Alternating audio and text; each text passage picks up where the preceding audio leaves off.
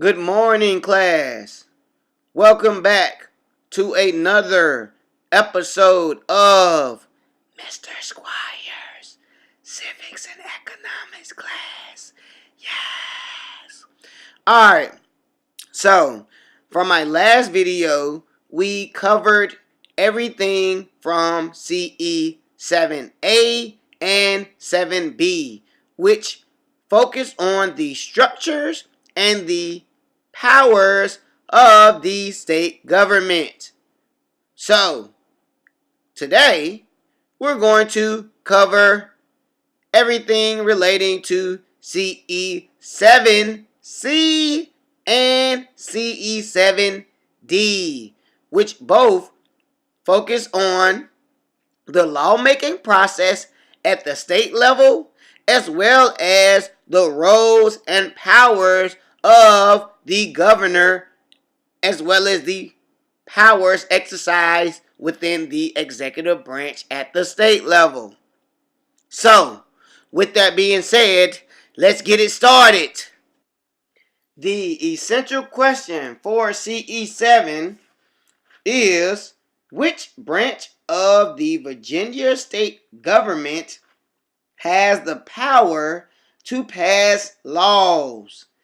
And the additional essential question is, how does the Virginia General Assembly make laws? Okay, let's get into it.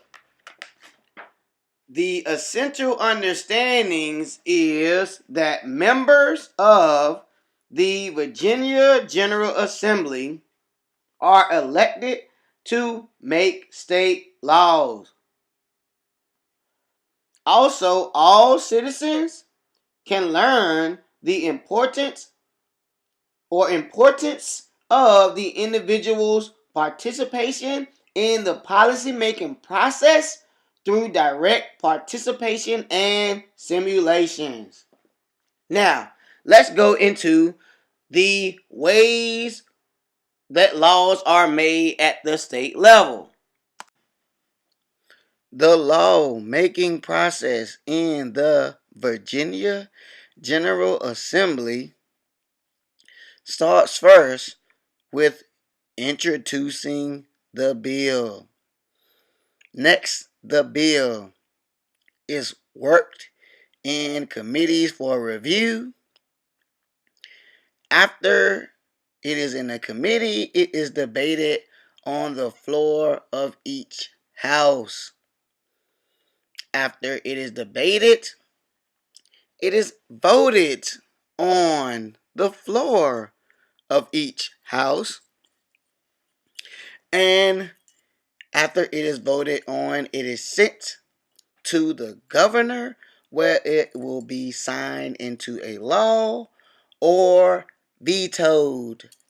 And what we have learned, what veto means, is to reject or put on hold. Got it? Good. And the last thing you want to know about the lawmaking process at the state level is elected officials in the Virginia General Assembly write laws to take action in response to problems or issues.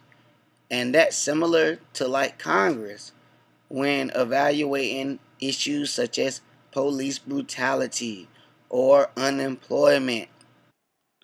Another thing you want to know about the lawmaking process at the state level is the primary issues in the legislative process at the state level. And the things that you must know about this is that individuals and interest groups both shape legislation. Okay? Also, the aspects that are covered within the legislative branch at the state level are education, which is to promote and inform and engage citizenry.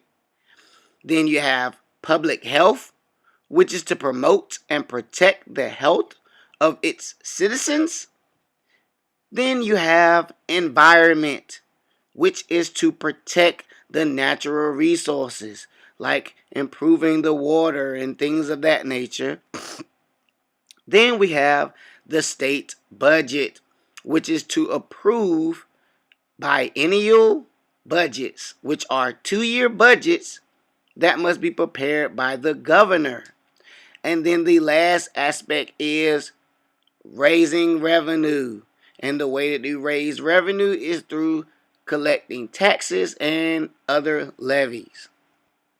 That pretty much covers everything, breaking down CE7C, which focus on the lawmaking process as well as the primary issues in the legislative process at the state level. Got it? Good. Let's continue to move forward. Now let's jump into CE7D, which focus on the roles and powers of the governor. The roles and powers of the Virginia executive branch pretty much allows us to understand that the executive branch of the Virginia state government enforces the laws and plays a key role in the policy making process. The governor of Virginia exercise the formal powers granted by the Virginia Constitution in carrying out both formal and informal powers of the executive office. The governor fills several roles, including chief of state, which means the ceremonial head of the state government. Next is chief legislator, which pretty much means he or she is the proposer of the legislative agenda. Next, you have chief administrator, which means to manage the state government or the cabinet within the executive branch. And then you have chief party or party chief, which means the leader of the political party who controls the executive branch at the state level. And then the last role of the governor is commander-in-chief, which is the head of the National Guard. Unlike the president, which is the head of the nation's army, the governor is the head of the National Guard. So, with that being said, does everybody understand the roles and powers of the governor? Got it? I also want to acknowledge that the current Virginia governor is not Terry McClellan. It is actually Ralph Northam. Okay? That is Ralph Northam in this picture here. The last thing you want to know about the executive branch at the state level is that cabinet secretaries and departments, agencies, commissions, and regulatory boards all administer laws, enforce laws, regulate aspects of business and economy, and lastly, provide services. Okay?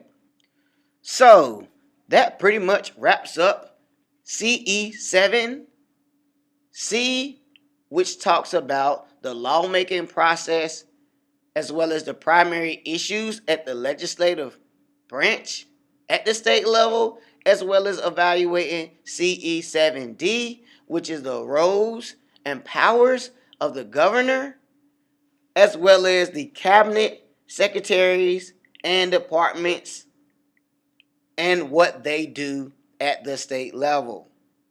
Good? Cool.